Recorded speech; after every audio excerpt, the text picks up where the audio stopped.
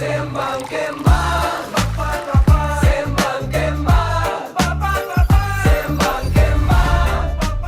Hello, apa khabar semua? Kami dari Sembang Kembang. Bersama saya, Kamarul dan juga Muiz. Muiz. So, Orang panggil dalam podcast ini kita akan bersembang dengan topik yang menarik lah. Kita sembang random. sembang kedai kopi lah orang panggil. Kita panggil warung Pek Ngah. Kalau sebut makan warung Pek Ngah, kita ada tu gulai kepala ikan.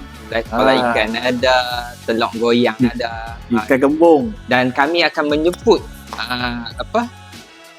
Adalah beberapa orang guest yang kita akan panggil.